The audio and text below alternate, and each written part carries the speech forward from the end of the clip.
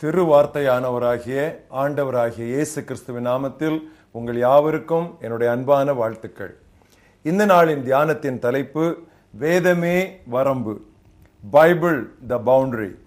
வாசிக்க வேண்டிய பகுதி யூதா 14 முதல் 25. ஆதாமுக்கு 7ஆம் தலைமுறையான ஏனோக்கும் இவர்களை குறித்து, இதோ எல்லாருக்கும் நியாய தீர்ப்பு கொடுக்கிறதற்கும் அவர்களில் அவபக்தி உள்ளவர்கள் யாவரும் அவபக்தியாய் செய்து வந்த சகல அவபக்தியான கிரியைகளின் நிமித்தமும் தமக்கு விரோதமாய் அவபக்தியுள்ள பாவிகள் பேசின கடின வார்த்தைகள் எல்லாவற்றின் நிமித்தமும் அவர்களை கண்டிக்கிறதற்கும் ஆயிரமான தமது பரிசுத்தவான்களோடும் கூட கர்த்தர் வருகிறார் என்று முன்னறிவித்தான். இவர்கள் முறுமுறுக்கிறவர்களும் முறையிடுகிறவர்களும் தங்கள் இச்சைகளின்படி நடக்கிறவர்களுமாயிருக்கிறார்கள். இவர்களுடைய வாய் இருமாப்பானவைகளை பேசும், தற்பொழிவுக்காக முகஸ்துதி செய்வார்கள். நீங்களோ பிரியமானவர்களே, நம்முடைய கர்த்தராகிய இயேசு கிறிஸ்துவின் அப்போஸ்தலரால் முன் சொல்லப்பட்ட வார்த்தைகளை நினைவு கூறுங்கள். கடைசி காலத்திலே தங்கள் துன்மார்க்கமான இச்சைகளின்படி நடக்கிற பரியாசக்காரர் தோன்றுவார்கள் என்று உங்களுக்கு சொன்னார்களே. இவர்கள் பிரிந்து போகிறவர்களும் ஜென்ம சுவாபத்தாரும் ஆவி இல்லாதவர்களுமாமே.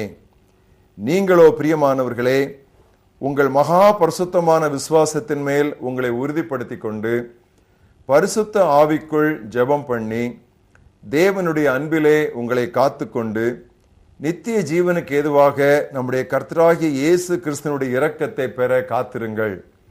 அல்லாமலும் நீங்கள் பகுத்தறிவுள்ளவர்களாயிருந்து சிலருக்கு இரக்கம் பாராட்டி சிலரை அக்னியிலிருந்து இழுத்து விட்டு பயத்தோடு ரட்சித்து மாம்சத்தால் கரைப்பட்டிருக்கிற வஸ்திரத்தையும் உதறி தள்ளுங்கள். வலுவாதபடி உங்களை காக்கவும் தமது மகிமை உள்ள சன்னிதானத்திலே மிகுந்த மகிழ்ச்சியோட உங்களை மாசற்றவர்களாய் நிறுத்தவும் வல்லமை உள்ளவரும் தாம் ஒருவரே ஞானம் உள்ளவருமாகிய நம்முடைய இரட்சகராகிய தேவனுக்கு கனமும் மகத்துவமும் வல்லமையும் அதிகாரமும் இப்பொழுதும் எப்பொழுதும் உண்டாவதாக. ஆமேன். இன்றைய மனப்பாட வசனம் சங்கீதம் 119, 105. உமது வசனம் என் கால்களுக்கு தீபமும் என் பாதைக்கு வெளிச்சமுமாய் இருக்கிறது. Your word is a lamp to my feet and a light to my path. ஆவிகளை பகுத்தறிவதின் அத்தியாவசியத்தை நான் உங்களுக்கு நேற்று சுட்டி காட்டினேன். ஆவிகளை பகுத்தறிய ஆண்டவர் நமக்கு கொடுத்துள்ள 4 முக்கிய ஏதுக்களில் முதலாவது வருவது திருமறை, மறைநூல், Bible, the word of God. பரிசுத்த ஆவியானவர் இறங்கிய பெந்தேகோஸ்தே நாளானது யூத சரித்திரத்தில் அசாதாரணமானதொரு நிகழ்ச்சியாகும். மேலறை சம்பவங்களை கண்டு குழப்பமடைந்தோருக்கு பேதுரு எவ்விதமாய் விளக்கம் கொடுத்தான் தெரியுமா? தீர்க்கதரிசியாகிய யோவேலினால் உரைக்கப்பட்டபடியே சொல்லப்பட்டபடியே இது நடந்தேறுகிறது என்று அப்போஸ்தலர் 2ஆம் அத்தியாயம் 16ஆம் வசனத்திலே அவன் சுட்டி காட்டினான். எழுதப்பட்டிருந்த திருவசனமே அந்த நாளில் கண்டது கேட்டது யாவற்றிற்கும் அவர்களுக்கு முழு அதிகாரமும் அங்கீகாரமும் கொடுத்தது.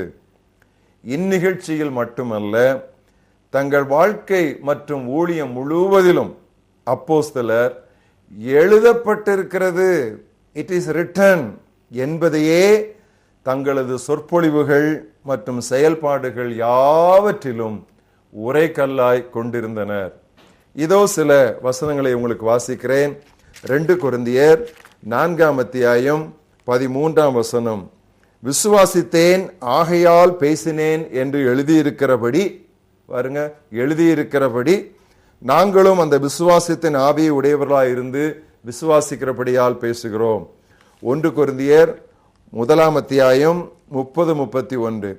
அந்தப்படி நீங்கள் அவராலே கிறிஸ்து இயேசுவுக்குட்பட்டிருக்கிறீர்கள், எழுதியிருக்கிறபடி, அடிக்கோடிடுங்கள், எழுதியிருக்கிறபடி மேன்மை பாராட்டுகிறவன் கர்த்தரை குறித்தே மேன்மை பாராட்டத்தக்கதாக அவரே தேவனால் நமக்கு ஞானமும் நீதியும் பரிசுத்தமும் மீட்புமானார். இன்னொரு வசனம் ரோமர் 12:19. பிரியமானவர்களே, பழி வாங்குதல் எனக்குரியது, நானே பதில் செய்வேன் என்று கர்த்தர் சொல்லுகிறார் என்று எழுதியிருக்கிறபடியால், அடிக்கோடிடுங்கள், எழுதியிருக்கிறபடியால் நீங்கள் பழிவாங்காமல் கோபாக்கினைக்கு இடம் கொடுங்கள். இப்படி தங்களுடைய வாழ்க்கையோ தங்களுடைய ஊழியமோ எதுவென்றாலும் அவர்கள் எழுதியிருக்கிறதே என்ற அடிப்படை அந்த வரம்பிற்கு அவர்கள் மீறவே இல்லை. அதற்குள்ளேயே தங்களை அடக்கி காத்து கொண்டார்கள்.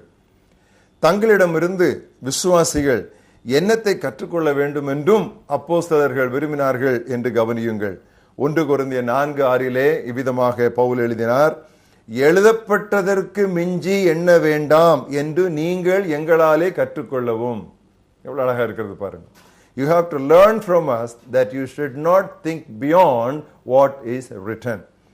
தமக்கு பிதாவானவர் ஆவியை அளவில்லாமல் கொடுத்திருந்தும் எழுதப்பட்டிருக்கிறதற்கு உள்ளேயே செயல்பட்ட ஆண்டவராகிய இயேசு கிறிஸ்துவிடம் இருந்துதான் அப்போஸ்தலர் இந்த தத்துவத்தை கற்றுக்கொண்டனர். எழுதப்பட்டிருக்கும் திருமறையையும் மிஞ்சி செல்லுவதற்கான அபிஷேகம் தனக்கு கொடுக்கப்பட்டிருக்கிறது என்று எந்த ஊழியக்காரனாவது எந்த விசுவாசியாவது எண்ணினால் அது மடமையன்றி வேறு ஒன்றுமே இல்லை. சில பிரசங்கிமார் யோவான் 20:30 சுட்டி காட்டி தங்களது விருப்பமான வெளிப்பாடுகளுக்கு புகலிடம் தேடுகின்றனர். யோவான் 20:30 என்ன தெரியுமா? இந்த புத்தகத்தில் எழுதுகிறாத வேறு அநேக அற்புதங்களையும் இயேசு செய்தார். எனவே எத்தனையோ காரியங்கள் வசனத்தில் இல்லாமல் நடக்கலாம் என்று அவர்கள் சொல்வார்கள். ஆனால் அடுத்த வசனத்தை நீங்கள் வாசித்து பார்த்தால், அதாவது யோவான் 20:31 வாசித்து பார்த்தால், இயேசு தேவனுடைய குமாரனாகிய கிறிஸ்து என்று நீங்கள் விசுவாசிக்கும்படியும் விசுவாசித்து அவர் நாமத்தினாலே நித்திய ஜீவனை அடையும்படியாகவும் இவைகள் எழுதப்பட்டிருக்கின்றன.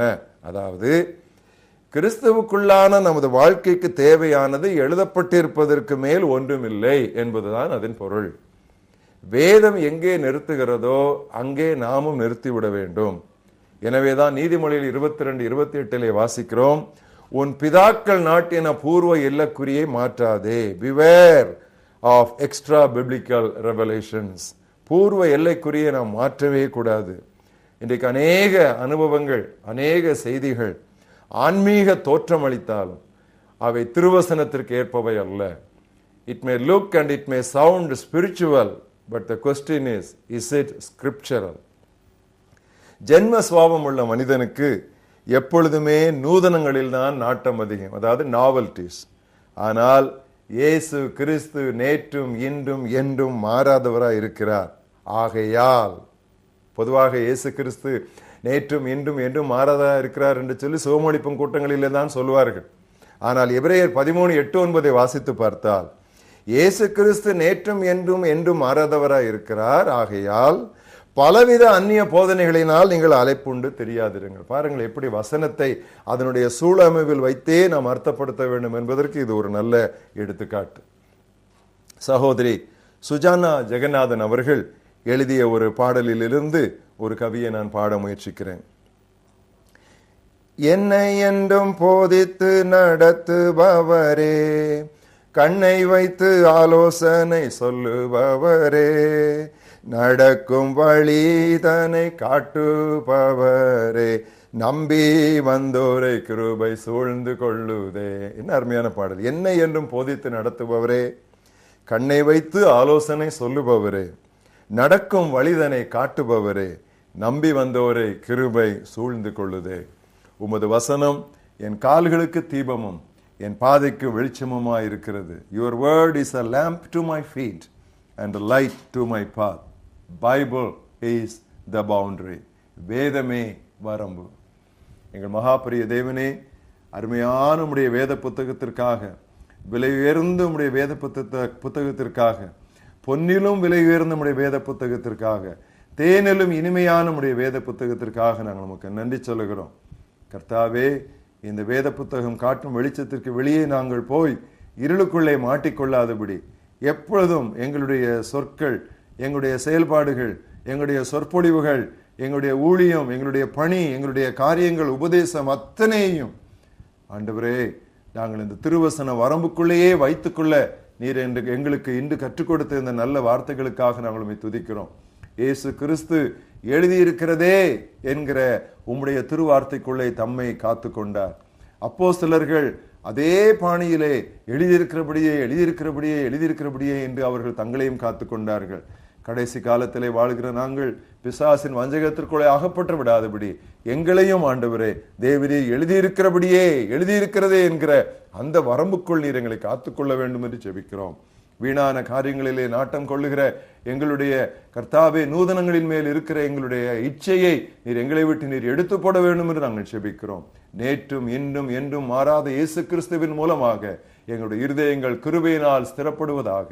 இயேசு கிறிஸ்துவின் நாமத்தில் ஜெபம் கேளும் எங்கள் ஜீவனுள்ள பிதாவே, ஆமென்.